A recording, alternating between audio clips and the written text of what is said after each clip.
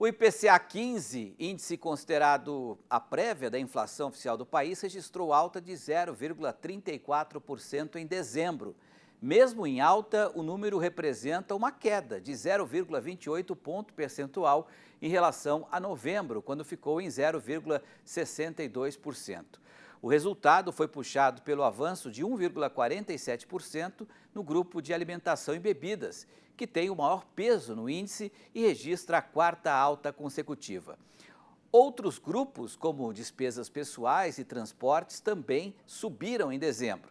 No ano, o IPCA 15 acumula uma variação de 4,71%, ficando acima do teto da meta estabelecida pelo Conselho Monetário Nacional.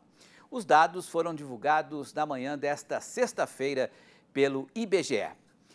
E você sabe quais foram os 5 produtos que mais registraram valorização em um ano?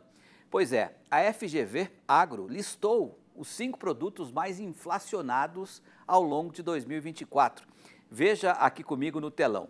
Em primeiro lugar, disparado, o abacate, 188,8% de aumento nos últimos 12 meses. Em segundo lugar, a laranja-pera, 53,2%. O café moído aparece em terceiro lugar com 34,7%. O óleo de soja, 31,6%. E o acém, 24,2%. E para falar mais sobre esse assunto, está aqui conosco, ao vivo, o pesquisador da FGV, o Agro, Felipe Serigatti, né? Para a gente falar um pouco sobre esses aumentos. Eu quero primeiro te agradecer pela presença aqui pessoalmente numa data tão difícil de encontrar assim, né? As pessoas já querem viajar e você se dispôs a nos atender, Felipe. Te agradeço de coração. Mas se a gente analisar uma inflação em torno de 5%, esses aumentos de mais de 30% são muito significativos. O abacate chama a atenção. Eu queria que você falasse um pouco sobre o aumento de cada um, o que é sazonal, o que é preocupante. Boa noite. Boa noite, eu que agradeço o convite, Petrin. Então vamos lá, você tem a inflação de alimentos, foi uma dor de cabeça ao longo desse ano, e isso vale para a inflação como um todo, vale para um conjunto de domicílios, só que a inflação não é uma unidade homogênea. Quando a gente olha, por exemplo, para o abacate, quebra de safra é um produto que tem ali suas especificidades, uma oferta mais rígida, o preço vai lá para a casa do chapéu. Mas, por mais possa ser desconfortável para algum pequeno grupo, não é preocupação para o índice como um todo. Os demais produtos já é uma coisa diferente, são produtos que são muito mais consumidos, têm um peso maior dentro do IPCA. A laranja teve um problema, o Brasil é o grande produtor, teve problema nos pomares aqui do estado de São Paulo. Incêndios parece que afetaram muito, né? Teve incêndio, você teve temperaturas acima da média, você teve escassez hídrica, o fruto veio menor, com a quantidade menor de suco, teve um conjunto grande de problemas. O café chamou atenção também, porque ele teve uma alta forte em dólares, teve quebra da produção do Sudeste Asiático, a produção brasileira ficou abaixo da expectativa, a florada também teve problemas devido a questões climáticas, só que a história do café não acaba ainda, porque ele já aumentou em dólar lá fora e a gente teve uma alta do dólar. Só que esse impacto deve chegar no Brasil ao longo do primeiro trimestre.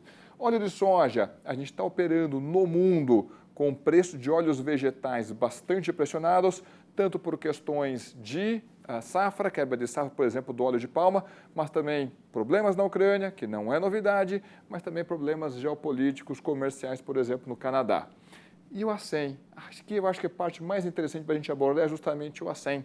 Então, uma carne do dianteiro do boi é o principal corte bovino que compete com a carne de frango. É a carne bovina mais popular, né? Exatamente. E complementando com isso, essa alta que a gente está vendo, os demais produtos que podem ser revertidos ano que vem, no caso da carne bovina, talvez seja justamente o oposto. O que a gente está vendo, ventos mais fortes de reversão do ciclo pecuário, ou seja, uma tendência de reter fêmeas para a produção de bezerros, reduzindo a produção, a quantidade ofertada de carne.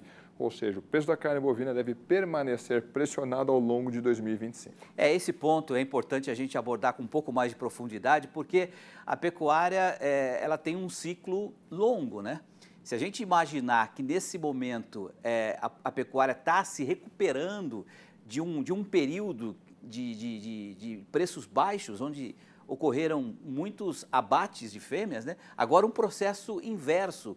E há um prazo, né, para que a gente possa ter um aumento da oferta e, consequentemente, uma redução nos preços, não? Exatamente. Então, o nome disso é ciclo pecuário, não tem nenhuma novidade isso. Esse mercado funciona com essas características. Haverá períodos em que você vai ter uma quantidade maior de abates, tanto de machos quanto de fêmeas, aumenta a quantidade ofertada e esse preço cai.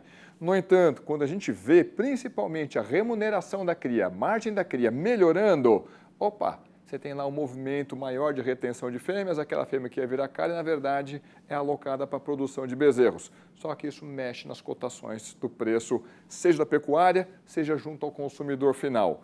Isso não é um fenômeno de curto prazo, é de um longo prazo. Podemos colocar aí com tranquilidade 3, 4 anos, faz parte do processo. Não é culpa de ninguém, é uma característica desse mercado. Tirando a questão da carne, que tem esse ciclo mais longo, pensando em clima, em composição de safra, para 2025, você acha que esse grupo alimentação e bebidas vai seguir pressionando a inflação para cima ou pode ter uma diminuição no ano que vem? Se a gente estivesse conversando há 3 meses, a resposta acho que seria mais confortável. A inflação de alimentos, principalmente alimentação no domicílio, devia aliviar a situação do IPCA, aliviar o trabalho do Banco Central. Então, questão climática, a atmosfera deve operar com um clima neutro, em algum momento a partir da virada do primeiro para o segundo trimestre, ano que vem.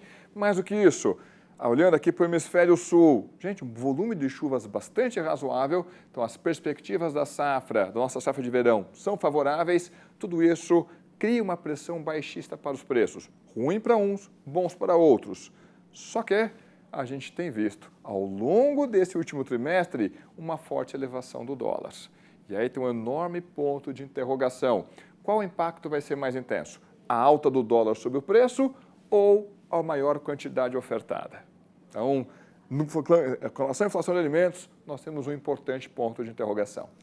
Perfeito. Felipe Serigatti, obrigado pela participação ao vivo aqui. Se eu não te ver mais, um feliz 2025, que a gente possa contar contigo em outras oportunidades. Muito obrigado, boa noite. Eu que agradeço e desejo um belíssimo 2025 a todos. Muito obrigado, Pepe. Valeu.